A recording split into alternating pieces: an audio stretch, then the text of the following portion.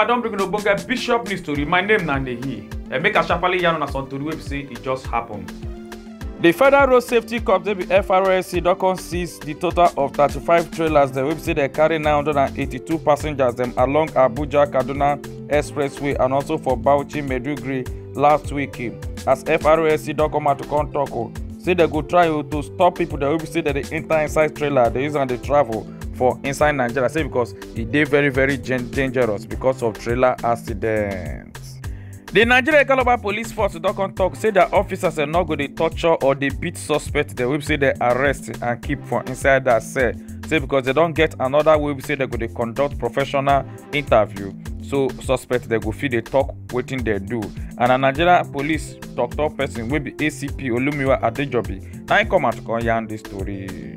The Rivers State governor will be soon for Baradokon. They want politicians the way they fight against them. Say make them not look or say because Ingo signed the presidential peace pact. Say make them not mean say in they very weak or lazy. Say anybody will say they go to say in they lazy or they weak. Say Ingo surprise them. And then yarn this talk for inside the government house where they for Port Harcourt inside Rivers State on April 3rd, 2024 will be on Wednesday.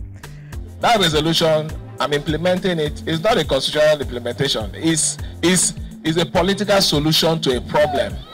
And I'm doing it because of the respect I have for Mr. President. But let me say it here. If that action that I've accepted to follow will be taken for my weakness, I will. The Labour Party don't come out to announce to say their national chairman will be Julius Abure saying house to catch fire around that kind 1 a.m. for midnight. Then we be say in they sleep with in family members and our neighbors and security men the way they guide that their estate. Now they can't wake them up or say their house don't catch fire and nobody wunjo or poof by on top this big way upon. One trailer will carry 40 feet container don't come fall on top one car for along that University of Elisha Road. As it come fall on top one girl, where people can't try to come rescue the girl, but they not fit. Later, they can't talk after 1 hour, say they not see any road safety to come help to rescue the girl. But before the crane road safety carry come, the people that don't cry come draw the girl, take come out to for under the container. But the girl they already come by. When they can't carry the girl, they go mortuary. President Bola Ahmed Tinubu on Wednesday will be April 3rd, 2024. Don't come pass the student loan bill will be access to Higher Education Act Bill 2024 into law. After we Senate and House of Representatives them don't approve the student loan bill. We have just signed a bill proclaiming the student loan effectively. First of all, I must thank the members of the National Assembly for their expeditious handling of this bill. Two Nigerian people that don't come the quarrel for inside bus because of space, and two of them almost they fall in love. We made them almost come kiss each other for inside the bus. During we say that they quarrel because of chance for inside the bus. As they come they abuse each other, they call themselves name. We made the woman they come they tell the man and say if you want to sit down comfortably, saying suppose go buy your own motor so you go feed the drive. They sit down where.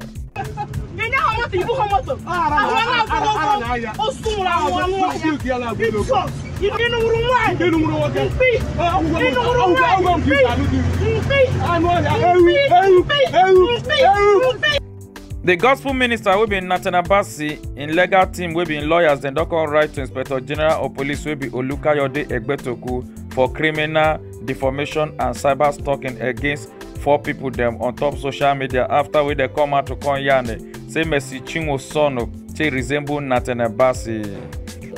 On behalf of our client, Pastor Nathaniel Bassi, the petition is against one Mr. Okoronko Ejike, Mr. Kingsley Ibe, and 2 others.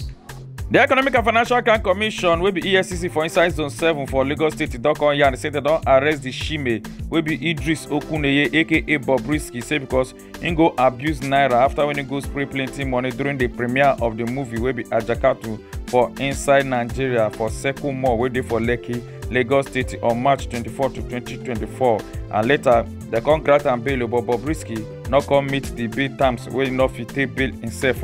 Also, Economic and Financial Crime Commission don come talk say they go carry am take go court on Friday wey be April 5th, 2024 for inside Lagos State because of money laundering and 6 count charges dem na im dey charge against Bobrisky.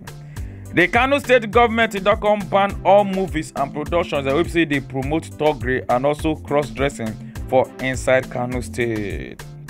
Ogbonge fire don come catch the Lagos State University Teaching Hospital wey be last suit wey make the workers dem and patients dem don come dey run for their lives, but later the Lagos State Fire and Rescue Services don come to quench the fire, and this gbege happen on Thursday afternoon wey be April 4th, 2024. There's pandemonium right now everywhere in Lasut. Don't know what's causing the fire though.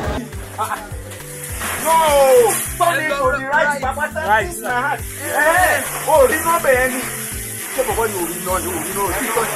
Some Nigerian men don't come provoke for Arik Airline after we say they cancel their flight. We make one of them come they talk say because of the flight we say they cancel, don't come make them don't lose deal of 2 million naira where in supposed go. As in come talk say they don't dey for airport to come they waiting for the flight from 12:30 p.m. Now later then come tell them say make they wait till 7 p.m. We may they come wait go reach 11 p.m. before Arik Airline come cancel their flight. Sir, you are not lying. You rebooked 2 tickets. You rebooked 2 tickets. 4 tickets. 4 tickets. 2 million. 2 million naira. More than that. Because of Eric. That's stupidity. And nothing is done. That's stupidity. Nothing. The Kano State government don come ban all movies and productions that we say they promote thuggery and also cross-dressing for inside Kano State. Yes, now Bishop News O'Clock. My name is Nanehi. Make una enjoy your day.